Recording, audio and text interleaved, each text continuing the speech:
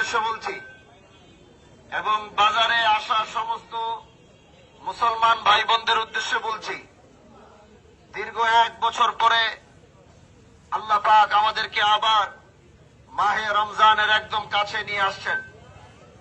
এই রমজানের হেফাজত করা আমাদের প্রতিটা মুসলমানের ইমানি দায়িত্ব।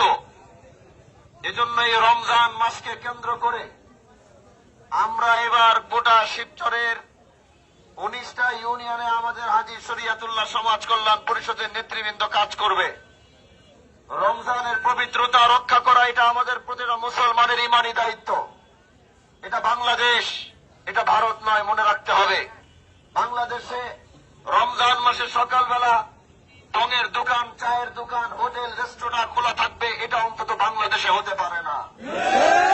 তার সাথে সাথে অন্তত তারপরে আবার এটা হাজী শরিয়াতুল্লাহর মাটি, অন্তত এই মাটিতে এই কাজ হতে পারে না, হতে দেওয়া হবে না।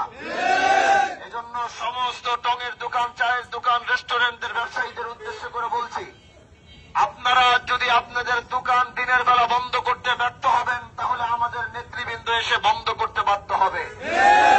এজন্য এলাকার কোন মাল রমজানকে কেন্দ্র করে জিনিসের দাম আমরা ব্যক্তিগতভাবে কেউ বাড়াবো না।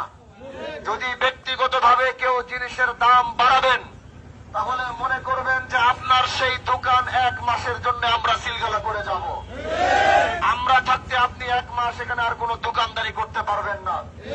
এজন্য সমস্ত বড় বড় ব্যবসায়ীদেরকে বলছি, যারা বড় বড় ব্যবসা করেন, যারা ডিলার, যারা সাপ্লাই করেন, তারা যদি কোনো মালকে কেন্দ্র করে সিন্ডিকেট করবেন, আমার গরিব দুঃখী মানুষের বাজার করতে, খেজুর কিনতে, ছোলা কিনতে, বেসন কিনতে, শাকসবজি কিনতে যদি তাদের কষ্ট হয়, আপনারা যদি মালের সিন্ডিকেট করবেন এই বাজারে, তাহলে আমি আল্লাহর উপরে শপথ করে বলে যাচ্ছি, হাজী শরিয়াতুল্লাহর বংশের সন্তান হিসেবে বলে যাচ্ছি, আপনাদের সেই সিন্ডিকেটের মাল আমরা জব্দ করে আমার শিবচরের গরিব দুঃখী মানুষের মধ্যে আমরা বিলিয়ে দিতে বাধ্য হব।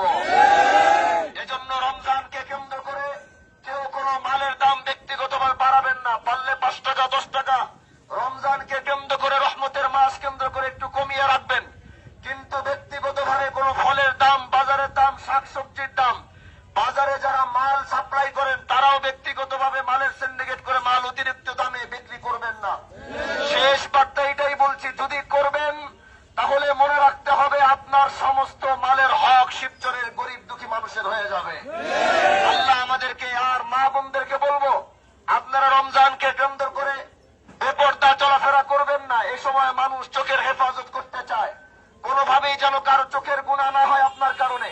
যদি আপনার আসতেই হয় কোনো কারণে, পর্দার সাথে আসবেন। বেপরদায় বাজারে কোনো মা বোনরা ঘোরাফেরা করবেন না। আল্লাহ আমাদের সবাইকে এই কথাগুলোর উপর আমল করার তৌফিক দান করবেন।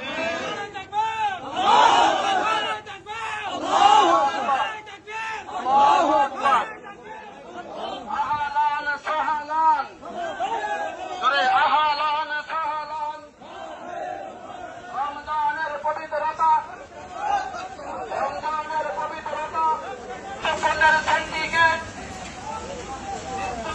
সিন্ডিকেট